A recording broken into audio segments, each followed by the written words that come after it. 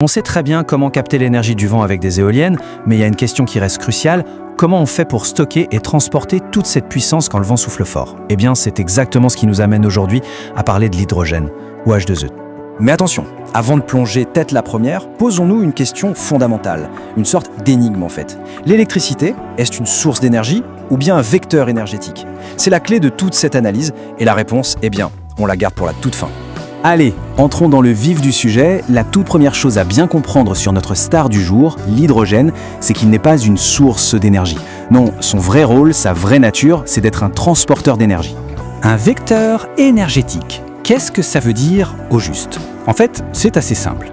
Imaginez une substance, comme l'hydrogène ou un système, qui sert à mettre de l'énergie en boîte à partir d'une source primaire pour pouvoir ensuite l'amener là où on en a besoin. C'est le concept central pour comprendre toute la suite. Le petit souci, c'est que l'hydrogène, on ne le trouve pas comme ça, à l'état pur, en se baladant sur Terre. Non, il est toujours prisonnier, verrouillé dans des molécules beaucoup plus stables. On le trouve surtout dans l'eau, le fameux H2O, mais aussi dans le méthane, le CH4. La première mission, ça va donc être de le libérer. Et c'est là qu'on arrive à une distinction essentielle. D'un côté, il y a ce qu'on appelle l'hydrogène gris. Lui, il est produit à partir de méthane, un processus qui dépend encore des énergies fossiles. De l'autre côté, il y a le but du jeu, l'objectif pour 2026, basculer entièrement vers l'hydrogène vert. Celui-là est produit à partir d'eau en utilisant justement l'électricité de nos éoliennes. C'est ça la voie de la décarbonation. Alors, passons à la première grande étape de notre parcours. Comment fait-on pour arracher cet hydrogène à l'emprise de l'oxygène dans la molécule d'eau? Ce processus a un nom, l'électrolyse. Le principe, sur le papier, est assez simple. On part avec de l'eau, étape 1. Ensuite, étape 2, on lui envoie un courant électrique, un courant qui vient de sources renouvelables, et on fait ça en présence d'un ingrédient secret, le catalyseur. Et c'est là que la magie opère. À l'étape 3, la molécule d'eau, qui est si stable d'habitude, se casse en deux. D'un côté, on obtient de l'hydrogène, H2, et de l'autre, de l'oxygène, O2. Oui, mais voilà, il y a un hic. C'est que la molécule d'eau est incroyablement solide, presque têtue. Elle n'a absolument aucune envie de se séparer comme ça, toute seule. Pour la forcer, il faut lui donner un énorme coup de pouce énergétique. Et ce fameux coup de pouce, c'est précisément le rôle du catalyseur. C'est un élément tellement crucial que la recherche pour trouver le bon, celui qui est à la fois super efficace et pas trop cher, ressemble à une véritable guerre technologique. L'analogie de l'entremetteur, ici, elle est juste parfaite. Imaginez, le catalyseur, c'est celui qui va faciliter la séparation. Il va réduire la quantité d'énergie nécessaire pour que la réaction se fasse, mais sans y participer directement.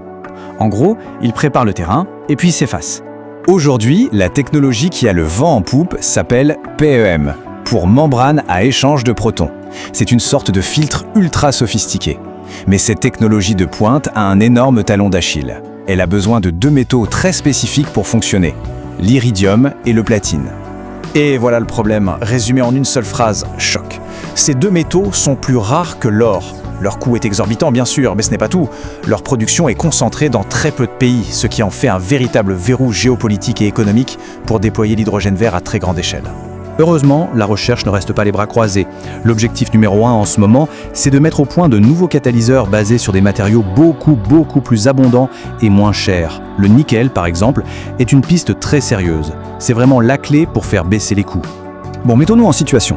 On a réussi, on a produit notre hydrogène vert. Super! Sauf que, le plus dur commence peut-être maintenant. Parce que stocker et transporter l'hydrogène, c'est un véritable casse-tête, un cauchemar logistique. Première option pour le stocker, le comprimer. Et quand on dit comprimer, on ne plaisante pas. On parle ici de pressions qui atteignent 700 bars. Pour bien se rendre compte, 700 bars, c'est 700 fois la pression de l'air qui nous entoure en ce moment même. Imaginez la robustesse des réservoirs qu'il faut construire pour résister à une force pareille. L'autre option n'est pas vraiment plus simple. Il s'agit de refroidir l'hydrogène jusqu'à ce qu'il devienne liquide. Et pour y arriver, il faut descendre à une température de moins 253 degrés Celsius. On est là à un cheveu du zéro absolu, la température la plus froide qui puisse exister dans l'univers. C'est un défi d'isolation thermique absolument monumental. La moindre petite fuite de chaleur et hop, tout le liquide se remet à bouillir immédiatement. Bon, on l'a produit, on l'a stocké, il est maintenant temps de récupérer toute cette énergie qu'on a eu tant de mal à transporter. Et c'est là qu'intervient le tout dernier maillon de notre chaîne, la pile à combustible. Et ce qui est absolument génial avec ce système, c'est sa symétrie. C'est presque poétique. La pile à combustible, en fait, c'est tout simplement l'opération inverse de l'électrolyse. On boucle la boucle. Alors, Voyons comment ça marche. D'un côté, on injecte l'hydrogène qu'on a stocké. De l'autre, on prend l'oxygène de l'air ambiant. Grâce à une nouvelle réaction catalytique, on les recombine. Et qu'est-ce qu'on obtient à la sortie? 3 choses. De l'électricité, de la chaleur et comme seul et unique déchet, de la vapeur d'eau pure. C'est tout. Et pourquoi est-ce que c'est une révolution? Parce que c'est la solution idéale pour décarboner des secteurs où les batteries électriques sont tout simplement trop lourdes ou pas assez performantes. On pense aux camions, aux bateaux, aux trains. L'hydrogène offre une densité d'énergie bien plus intéressante pour ces usages. Nous voilà au bout du chemin et il est temps de résoudre notre énigme du début.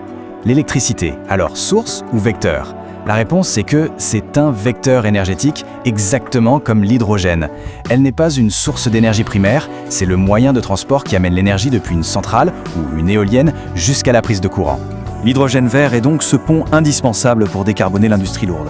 Mais ça ouvre la porte à une nouvelle question, une question peut-être encore plus ambitieuse. Après le transport, est-ce que l'hydrogène sera la clé pour produire de l'acier sans utiliser de charbon, pour créer un acier vraiment vert? Ça, c'est le prochain grand chapitre et on l'explorera très bientôt.